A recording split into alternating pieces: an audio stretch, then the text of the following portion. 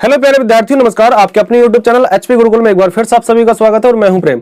देखिए, साइंस की ये जो आज लास्ट क्लास थी, नेट ना होने के कारण क्लास कट हो गई है, लेकिन जहां तक मैंने क्लास कराई थी वहां तक अपलोड कर दी है और दूसरा पार्ट इसका ये रहा। मैं आपके सामने प्रेजेंट कर रहा हूं इसका दूसरा पार्ट, मतलब फोर्थ क्लास का दूसरा पार्ट आपके सामने ये रहा। उसका पहला पार्ट आप जरूर देखना और इस पार्ट को आप लगातार आप मतलब एंड तक जरूर देखना। जब एंड तक देखोगे आप तो आपको ये क्लियर हो जाएगा कि हमारा जो चैप्टर केमिस्ट्री का जो 4 नंबर चैप्टर था पूरा कंप्लीट हो चुका है। तो चलिए फिर बिना समय क्लास को स्टार्ट करते हैं।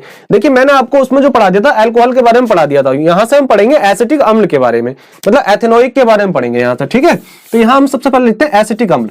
क्या लिखेंगे? एसिटिक अम्ल। तो आज हम पढ़ने वाले हैं इससे आगे एसिटिक अम्ल पढ़ेंगे, या फिर अगर हम इसको एसिटिक अम्ल को अगर हम बात करें क्या बोल देते हैं हम इसको? एथेनोइक अम्ल बोलते हैं इसको। क्या बोलते हैं हम इसको? एथेनोइक अम्ल। ठीक है, देखो ये एथेनोइक अम्ल जो होता है ये क्या होता है? इसका 3 से 4% जो विलयन होता है ना, वो क्या बोलते हैं हम इसको? सिरका बोलते हैं। क्या लिखेंगे इसका?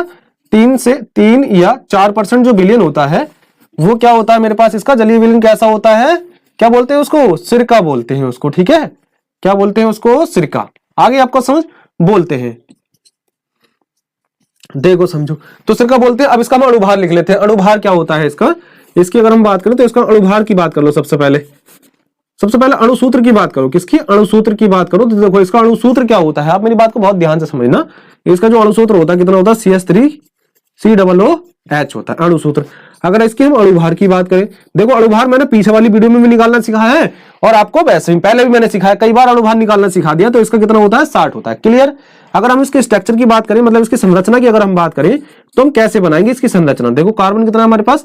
2 है, तो 2 कार्बन लो। H कितने हमारे पास? 3 है, तो 3 H, पहले तो H लो 3, ये 3 H ये हो गए, एक H ये, एक H ये और एक H ये। अब मेरे पास ऑक्सीजन कितनी है? 2 है, तो एक ऑक्सीजन लगाओ यहां और एक लगाओ इसके साथ में यहां ऐसे। आगे आपको बात समझ? या तो आप इसको ऐसे लिख लो और ऐसा ना लिख के आप कैसे लिखो? इसके साथ में इसको लगा दो। तो अभी तक हमने क्या पढ़ा? एसिटिक अम्ल को आईयूपीएसी नाम हो जाएगा एथेनोइक अम्ल। 3 से 4% इसका विलयन सिरका होता है और अणुसूत्र इसका CH3COOH होता है।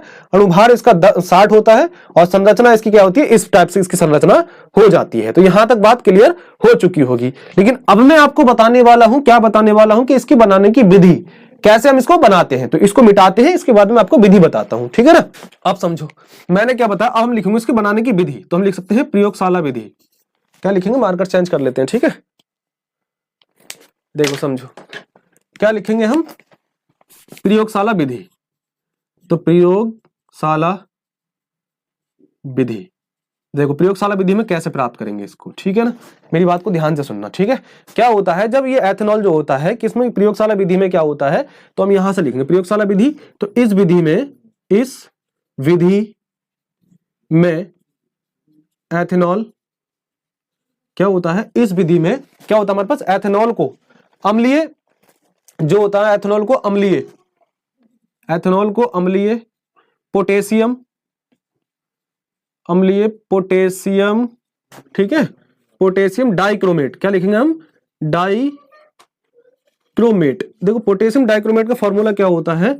K2Cr2O7 ये होता है मेरे पास। ठीक है, पोटेशियम किसका? पोटेशियम डाइक्रोमेट का फॉर्मूला ही पूछा जाता है, ध्यान रखना। ठीक है, तो ये होता है कि उपस्थिति में, किसकी उपस्थिति में? इसकी की उपस्थिति में किसकी? पोटेशियम डाइक्रोमेट की उपस्थिति में गर्म करने पर, डाइक्रोमेट की उपस्थिति में गर्म करने पर क्या प्राप्त होता है हमें? एथेनोइक अम्ल प्राप्त होता है। एथेनोइक अम्ल प्राप्त होता है। ठीक है, क्या प्राप्त होता है भाई? एथेनोइक अम्ल प्राप्त होता है। आइए चलो करते हैं। देखो सबसे पहले कहा है एथेनॉल लेते हैं, तो हम एथेनॉल ले लेते हैं। C2H5OH ये ले लिया हमने। ठीक है, और उसके साथ में किसके? हम तो ऑक्सीजन को ले लेंगे हम साथ में, और क्या लेंगे हम? K2Cr2O7। ठीक है, इसकी उपस्थिति में जब हम इसको कराएंगे तो हमारे पास क्या बनकर तैयार हो जाएगा? ये मेरे पास बनकर तैयार हो जाएगा एथेनॉल। क्या बनकर तैयार हो जाएगा? एथेनॉल। CH3 और CHO ये मेरे पास क्या हो जाएगा? एथेनॉल बनकर तैयार हो जाएगा। ठीक है, और जैसे ही हम इसको क्या है ऑक्सीजन की उपस्थिति में हम इसको एक बार और करा देंगे तो हमारे पास क्या बनकर तैयार हो जाएगा? जो हमें बनाना है। क्या बनाना है हमें? एक बार बताओ जल्दी से कमेंट करके, क्या बनाना था हमें? CH3 और क्या बनाना था, कमेंट करो ना जल्दी से, देखो कमेंट आपको, हाँ कमेंट तो करना ही है आपको, ठीक है। तो हमारे पास क्या हो जाएगा CH, ठीक है। यहां तक बात क्लियर हो गई।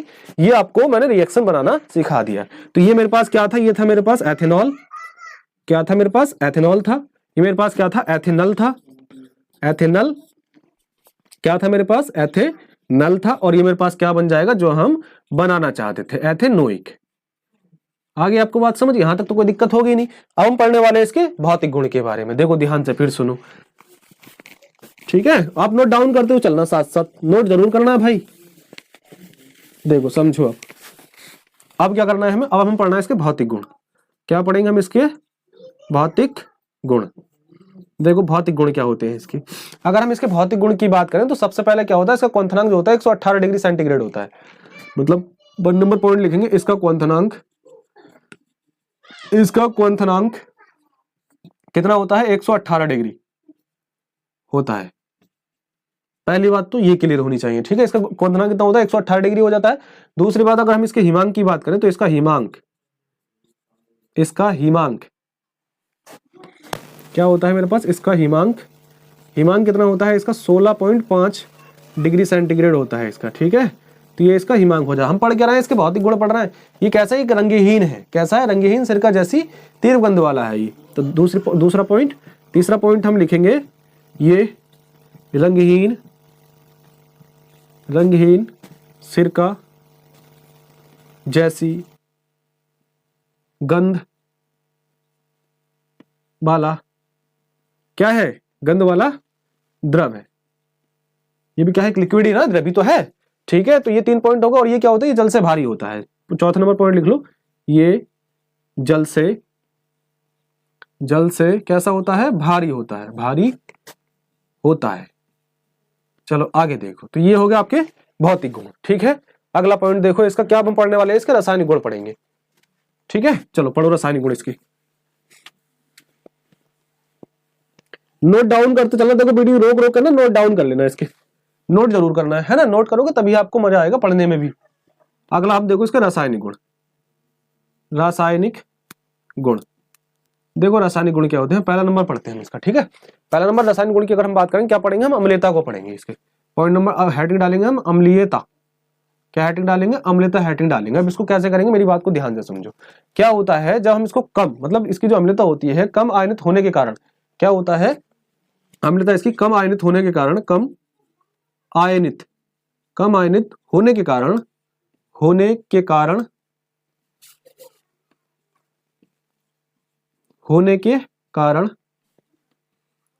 क्या लिखेंगे, कम अम्लता होने के कारण क्या होगा, ये HCl से दुर्बल अम्ल है। मतलब ये कैसा, HCl से दुर्बल अम्ल है।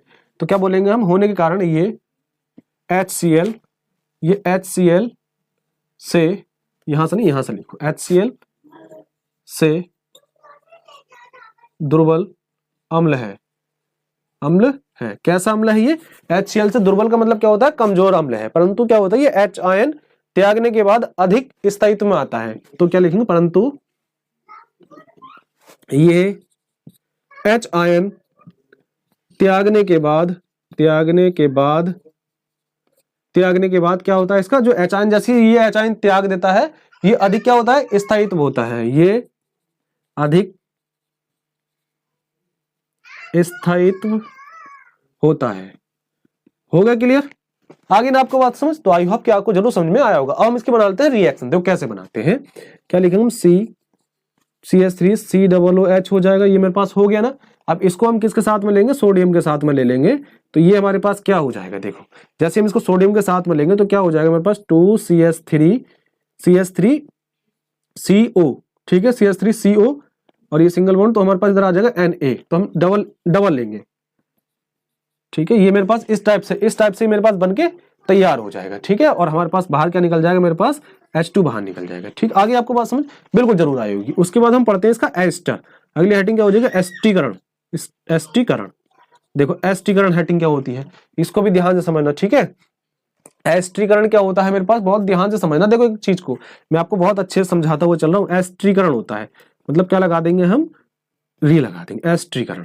ठीक है। ये एस्टीकरण क्या होता है, देखो क्या होता है कि अनेक प्रकार के जो उत्प्रेरक होते हैं वो शांत सल्फ्यूरिक की उपस्थिति में, मतलब जो शांत सल्फ्यूरिक अम्ल होता है उसकी उपस्थिति में क्या होता है कि, ध्यान से सुनना मेरी बात को, देखो कह रहा है कि प्रेरक जो उत्प्रेरक होते हैं, उत्प्रेरक क्या होते हैं, जो किसी भी रिएक्शन को उत्तेजना देते हैं, मतलब एक तरीके से उसे काम करने के लिए प्रोत्साहित करते हैं, ठीक है, वो होता है हमारे पास उत्प्रेरक। तो क्या लिखेंगे हम उत्प्रेरक के रूप में, उत्प्रेरक के रूप में किसके, उत्प्रेरक के रूप में किसका यूज कर रहे हैं, उत्प्रेरक के रूप में हम किसका यूज करेंगे, सांद्र, और सांद्र का मतलब क्या, किसका यूज करेंगे हम, H2SO4। तो H2SO4, ठीक है, H2SO4 अम्ल की मात्रा की उपस्थिति में, तो H2SO4 अम्ल की मात्रा की उपस्थिति में,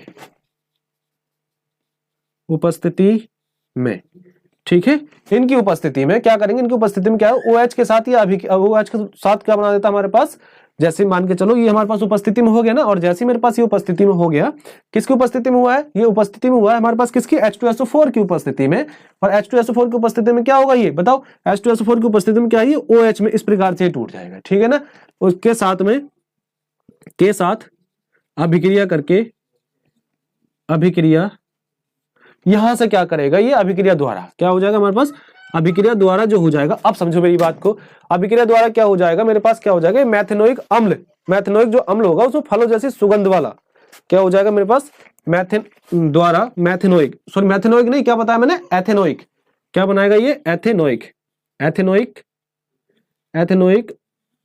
अम्ल, एथेनोइक क्या है मेरे पास, एथेनोइक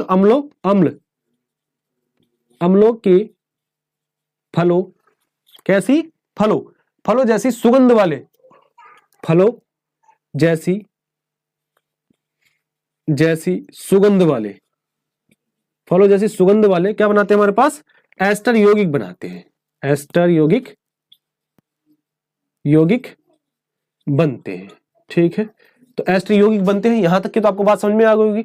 अब मैं इसके लिखता हूं एक रिएक्शन है आपके सामने, बहुत जरूरी है, लेकिन यहाँ की रिएक्शन में कहां लिखता हूं, यहां लिख लेता हूं, ठीक है, हो सकता है आपको नीचे ना दिखे, मैं यहाँ की रिएक्शन यहां लिख लेते हैं, ठीक है। तो देखो समझो, हमने लेना है CH3COOH ले लिया हमने, और प्लस हमें जब हमने ये लिया है, और दूसरा हम क्या ले लेंगे इसमें, दूसरा हम ले लेंगे एथेनॉल, तो हमारे पास क्या हो जाएगा, तो हम इसको लिख सकते हैं, कैसे लिखेंगे, तो इस प्रकार से लिखते हैं CH3 CH2 और OH। जब इसको हम किसकी उपस्थिति में कराएंगे, H2SO4 की उपस्थिति में, H2SO4 की उपस्थिति में। तो जैसे हम H2SO4 की उपस्थिति में कराएंगे तो इसमें हमारे पास क्या बनकर तैयार हो जाएगा, मान के CH3 बनेगा CH3CO, और हमारे पास क्या बनकर C2H5, ठीक है, और प्लस मेरे पास क्या H2O बाहर निकल जाएगा। आगे आपको बात समझ। तो ये मेरे पास क्या होता है, ये मेरे पास होता है एस्टर, जिसका नाम होता है एथिल एनोल्ट, क्या बोलते हैं इसको, एथिल एनोल्ट, ठीक है, एनोल्ड बोलते हैं इसको, ठीक है, लेकिन इसका नाम वैसे क्या होता है, एस्टर बोलते हैं इसको। आगे आपको बात समझ, यहां तक बताओ, अगर कोई दिक्कत हो तो क्या बोलते हैं इसको, एनोल्ड, ठीक है। चलो यहां तक क्लियर हो चुका होगा आपको, ठीक है। अब हम क्या लिखेंगे, इसके यूज लिखेंगे, तो इसकी रिएक्शन ये लिख ली मैंने, इसके यूज लिखेंगे, मतलब क्या उपयोग है इसके, समझो बात को, क्योंकि हमें देखो केमिस्ट्री खत्म करना है, इसलिए मैंने जैसा आपसे वादा किया था कि कल मैं फिजिक्स से स्टार्ट करूंगा, तो मैं कल हर हाल में फिजिक्स, मतलब आज हम फिजिक्स से स्टार्ट करेंगे, क्योंकि वीडियो में आज बना रहा हूं तो, और ठीक है। तो चलिए, कि ये टॉपिक बच रहा था और मैंने कहा ना कि छोड़ेंगे हम कुछ भी नहीं, तो इसलिए मैंने ये आपको इस फॉर्म में दे दिया। अब हम लिखेंगे इसके उपयोग, लिखेंगे क्या लिखेंगे हम, इसके उपयोग को समझो। देखो उपयोग कहाँ होता है इसका, ठीक है। तो पहला बात क्या होता है, ये रबर के स्कंदन में होता है, किस में होता है इसका पहला प्रयोग, पहला रबर के स्कंदन में, ठीक है, तो रबर के स्कंदन में हो जाएगा। दूसरी अगर हम पॉइंट की बात करें तो कागज या फिर कागज उद्योग में बोल सकते हैं हम, कागज या रंग उद्योग में, कागज एवं रंग उद्योग में, ठीक। दूसरा अगर तीसरे की अगर हम बात करें, कागज एवं रंग उद्योग में हो जाएगा। तीसरे की बात करें तो क्या बोल सकते हैं हम, जो अचार होता है उसको सुरक्षित रखने में, किसको, अचार को सुरक्षित रखने में, ठीक है। तो ये देखो, ये था आपके पास। अभी जो हम पढ़ रहे हैं, क्या पढ़ रहे हैं हम, एसिटिक अम्ल, इसका मतलब एथेनोइक अम्ल। हमने देखो पूरा मैंने आपको डिटेल से हर एक पॉइंट आपको समझाया है, और अब हम पढ़ने वाले हैं जो मोस्ट इंपोर्टेंट वायरल क्वेश्चन जहां से बनता है, वही मैं आपको पढ़ाने वाला हूं अब, ठीक है। चलो समझो, देखो अब हम पढ़ने वाले हैं साबुन। सबसे पहले हम पढ़ेंगे साबुन को, उसके बाद में हम पढ़ेंगे अपमार्जक को। इस प्रकार के सवाल हम आगे पढ़ते हुए निकल जाएंगे। तो सबसे पहले मैं देखो साबुन का आपको जो पीडीएफ बनी हुई है वो साबुन की पीडीएफ आपके सामने लगा रहा हूं, आपको बहुत ध्यान से सुनना, ठीक है ना। आगे मेरी बात समझ आपको, देखो समझो, देखो मैं इसकी पहली पीडीएफ आपके सामने लगा रहा हूं बेटा, बहुत ध्यान से समझना आपको, ठीक है। चलो देखो बताओ जल्दी साबुन के बारे में, देखो पहली पीडीएफ मैंने लगाई है, आप बताओ देखो क्या होता है हमारे पास, साबुन का निर्माण कैसे होता है, बताओ एक बार जल्दी से। जब तक आप इसको कॉपी में नोट डाउन करो, आपको कॉपी में नोट डाउन हर हाल में करना है।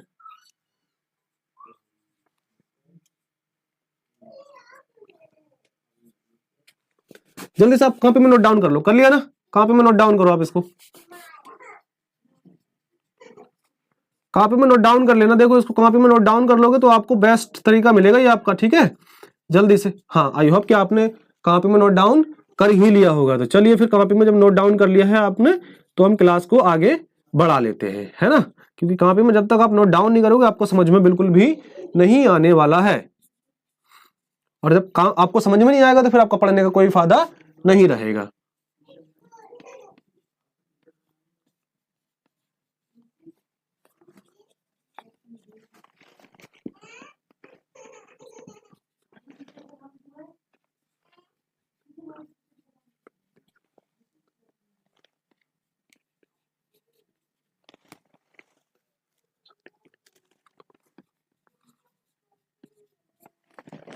ठीक है, चलो जब आपने ये नोट डाउन कर लिया है तो अब देखिए, अब मैं आपको समझाने वाला हूं। देखो साबुन कैसे बनता है, मेरी बात को बहुत ध्यान से सुनो, ठीक है। देखो साबुन ऐसे बनता है, साबुन में क्या होता है, ये हमारे पास क्या होता है, एक बार जल्दी से बताओ। ये हमारे पास देखो बसा होती है, क्या होता है, ये मेरे पास क्या होती है, बसा होती है। और जब बसा को हम क्या होता है हमारे पास सोडियम हाइड्रोक्साइड से क्रिया कराते हैं, और ये हमारे पास बसा होती है, कौन सी होती है, रिएस्टेट बसा होती है, ठीक है। इसका नाम रिएस्टेट होता है। और क्या बसा होती है, जब इसकी क्रिया हम इसके साथ में कराएंगे तो हमारे पास साबुन बनकर तैयार हो जाएगा। हो सकता है देखो आपको इसका फॉर्मूला साबुन का ना दिख रहा हो, लेकिन मैं क्या करूंगा यहाँ से फॉर्मूला मिटा के और इस फॉर्मूले को जो यहाँ हम प्लस लगा के यहाँ लिख लेंगे कि क्या लिखना है हमें, तो 2 तो हमें लगाने लगाना है। देखो मेरी बात को सुनो, क्या लगाना है हमें, 3 लगाना है। तो 3C17 होता है, कितना होता है C, तो 3C17 हो जाएगा। उसके बाद में हमारे पास H कितना होता है, H35 होता है, और COO और हमारे पास क्या होता है Na। भाई यही होता है हमारे पास, भाई क्या होता है, साबुन का फॉर्मूला होता है। आपको ये फॉर्मूला जरूर आपको याद रखना है, ठीक है। तो यहां से प्लस था इसलिए मैंने यहां से दिख नहीं रहा होगा आपको, इसलिए मैंने आपको यहां लिखा है, ठीक है। तो आपको समझ में आ गया कि साबुन बनाते कैसे, ठीक है। निर्माण विधि में आ जाएगा, मतलब यहां तक अभी हमने पढ़ा कि साबुन कैसे बनता है, ठीक है। तो बना दिया ना आपने साबुन की रिएक्शन, देखो रिएक्शन जरूर बताना है आपको, रिएक्शन जरूर बनाना है आपको। साबुन की रिएक्शन बना दी, तो देखो अब अगली पीडीएफ में आपके सामने लगा रहा हूं, लेकिन अब देखो मैं पहले इसको मिटा देता हूं, है ना। तो मिटाने के बाद में अभी हमने पढ़ा साबुन, अब हम पढ़ेंगे अपमार्जक। क्या पढ़ेंगे हम, अपमार्जक। देखो अपमार्जक क्या कैसे पढ़ेंगे, समझो मेरी बात को। देखो क्या पढ़ेंगे अब हम, अपमार्जक पढ़ेंगे। देखो क्या होता है अपमार्जक, ठीक है। मैं आपके सामने लगा रहा हूं, आपको ध्यान से कॉपी में नोट डाउन कर लेना भाई, ठीक है ना। चलो कॉपी में नोट डाउन करो इसको। देखो अपमार्जक क्या होता है, अपमार्जक क्या होता है, अपमार्जक वह शोधन अभिकर्मक होते हैं जिनमें साबुन के सभी अणु होते हैं, गुण होते हैं, मतलब साबुन जैसे अणु होते हैं उसमें गुण भी साबुन जैसे होते हैं, परंतु ये कुछ वास्तव में साबुन नहीं होते हैं। ये मृदु जल तथा कठोर जल दोनों के साथ में जल से प्रयुक्त होते हैं। आगे आपको बात समझ। और जब ये दोनों प्रयुक्त होते हैं तो क्या ये बर्फीले जो क्षेत्र होता है, बर्फीला जल जो होता है उसमें भी क्या होता है, झाग बना देते हैं, जिस इन्हें क्या हम साबुन विहीन कहते हैं, मतलब साबुन विहीन कहते हैं इनको, ठीक है। तो ये क्या होता है, ये ठोस द्रव गैस, मतलब ठोस द्रव और पाउडर तीनों सभी रूपों में ये पाया जाता है। तो अपमार्जक आपने लिख लिया होगा, ठीक है ना। अपमार्जक जब आपने लिखा है तो देखो समझो, तो मैंने अपमार्जक आपको लिखवा दिया ना, अपमार्जक में कोई भी दिक्कत नहीं आनी चाहिए, आपको नोट डाउन करते चलना है, ठीक है। अगला पॉइंट जो आपका है अब हम पढ़ने वाले हैं तो यहां से क्वेश्चन बनता है मिसेल। ये मिसेल क्या होता है, ठीक है, ये क्वेश्चन बनता है यहां से। मिसेल के बारे में आपको बहुत अच्छे से ध्यान रखना है भाई, ठीक है। तो चलो मिसेल के भी मैं आपको पीडीएफ लगाता हूं, आप ध्यान से उसको नोट डाउन करना, मैं इसलिए लगा रहा हूं ताकि आप नोट डाउन कर लो उसको, ठीक है। क्योंकि वैसे लगाऊंगा तो बहुत टाइम लगेगा, मैं बोर्ड पर लिखूंगा बहुत टाइम लगेगा, लेकिन टाइम लगाना नहीं, कम से कम टाइम में वीडियो खत्म करनी है। चलो अगला देखो, अगला हमारे पास क्या लगा रहा है, मिसेल लगा रहा है। देखो मिसेल दिए लगा आपके सामने, बताओ एक बार जल्दी से। मिसेल क्या होता है, मिसेल होता है साबुन का अणु 2 सिरों वाला होता है। क्या होता है, साबुन का जो अणु होता है 2 सिरों वाला होता है, जल रागी एवं जल विरागी। जब साबुन जल की सतह पर होता है तो उसके अणु अपने को इस प्रकार व्यवस्थित करते हैं कि इसका आयनिक भाग जल के अंदर हो जाता है और इसका हाइड्रोकार्बन भाग जल के बाहर हो जाता है। तो जल के अंदर साबुन के ये गुण कैसे बनेंगे, गुच्छे के रूप में इस प्रकार व्यवस्थित हो जाते हैं कि प्रत्येक अणु का आयनिक भाग गुच्छे की सतह पर बाहर की ओर तथा प्रत्येक अणु का हाइड्रोकार्बन भाग गुच्छे के अंदर की ओर होता है। और इस प्रकार की संरचना को हम क्या बोलते हैं, तो जो इस प्रकार की संरचना है हम उसको क्या बोलते हैं, मिसेल बोलते हैं। संरचना देखो इसकी कैसी होती है, मान के चलो ये कोई बूंद है, ठीक है, तो हम इसको लिख लेते हैं, यहां से लिख लेते हैं इसको तेल की बूंद। क्या लिख लेंगे इसको हम, तेल की बूंद। देखो संरचना कैसे बनानी मैं बना के दिखा रहा हूं, तेल की बूंद, ठीक है। देखो संरचना कैसे बनानी, यहां देखो, मान के चलो ये मेरे पास, तो हम क्या करेंगे, इस प्रकार से ऐसे इसको ऐसा बनाएंगे इसको, ठीक है। ये इसकी संरचना हो जाएगी मिसेल की। आपको ऐसे इसकी संरचना बना के चलनी है। आगे मेरी बात समझ, अभी देखो हम बना रहे हैं पूरी पूरी, जब बना लेंगे तो आपको अच्छी लगेगी यही,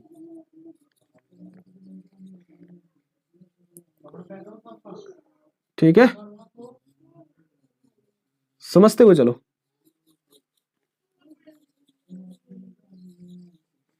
इस प्रकार से जो है किसकी संरचना है, मिसेल की। मैं कोई देखो सूरज नहीं बना रहा हूं, ये ध्यान रखना, क्या बना रहा है, मिसेल की संरचना, ठीक है। इस प्रकार से आपको ये बना लेनी है। तो इसका मतलब यहां क्या लगा देंगे, इस प्रकार से ऐसे लगा होता है। तो यही होती है मिसेल की संरचना। आगे आपको बात समझ, तो आई होप कि आपको जरूर समझ में आया हो कि मिसेल की संरचना कैसी होती, मतलब इसके सिरों पे ये लगाना है, यहां से इसके सिरों पे ये लगा के चलना है। तो ये होती है मिसेल की संरचना, ठीक है। जरूर आपको मिसेल जरूर समझ में आया होगा। अगर देखो वीडियो अगर आप, तो आपको सबको समझ में आया होगा ना कि मिसेल की संरचना कैसी होती है, ठीक है, इस प्रकार की होती है। तो देखो अगर वीडियो आपको अच्छी लगे तो वीडियो को लाइक करना, शेयर करना, चैनल पर नए चैनल को सब्सक्राइब करना, अपने दोस्तों के साथ जरूर शेयर करना।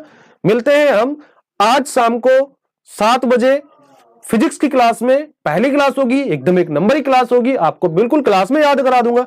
तो तब तक के लिए सभी को राम राम, जय हिंद।